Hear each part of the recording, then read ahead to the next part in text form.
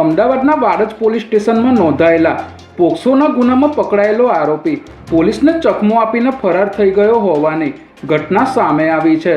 વાડજ પોલીસે પોક્સોના ગુનામાં સંડોવાયેલા ભરત નામના આરોપીની ગત રાત્રે 11:30 વાગ્યાની આસપાસ ધરપકડ કરી હતી અને ધરપકડ કર્યા બાદ નિયમ મુજબ આરોપીને મેડિકલ તપાસ માટે લઈ જવામાં આવ્યો હતો। ત્યારે પોલીસ સ્ટેશનની બહાર ગાડીમાંથી ઉતરતી વખતે આ ઘટના બની હોવાનું જાણવા મળી રહ્યું છે। ત્યારે આવા ગંભીર ગુનાનો આરોપી પોલીસ સ્ટેશનના ઉંમરેથી જ ફરાર થઈ જતા પોલીસની કામગીરી સામે સવાલો ઊભા થયા છે।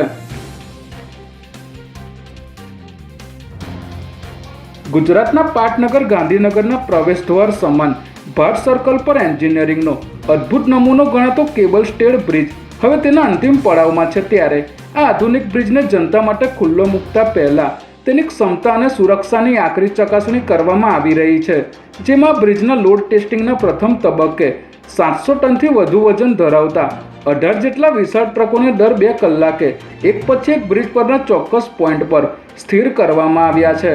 આ ભારેખમ ટ્રકો દ્વારા બ્રિજના મુખ્ય માળખા અને તેને ટેકો આપતા મજબૂત કેબલ્સ પર આવતા દબાણનું ઝીણવટભર્યું નિરીક્ષણ કરવામાં આવી રહ્યું છે।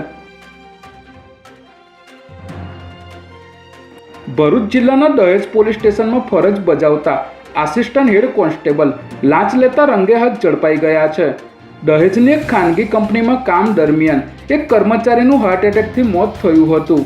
આ મામલે દહેજ પોલીસ સ્ટેશનમાં અકસ્માતે મોતનો ગુનો નોંધાયો હતો। ત્યારે મૃત્યુનો દાખલો મેળવવા માટે અકસ્માતે મોતની જાહેરાત અને પોસ્ટમોર્ટમ નોટની નકલની જરૂર હોવાથી આ દસ્તાવેજો આપવા બદલ કિરપાલસિંહ સોલંકીએ લાંચની માંગણી કરી હતી। ત્યારે ફરિયાદીએ એસીબીનો સંપર્ક કરી ફરિયાદ આપતા એસીબીની ટીમે 60,000ની લાંચ સ્વીકારતા કિરપાલસિંહ સોલંકીને રંગે હાથ ઝડપી લીધા હતા।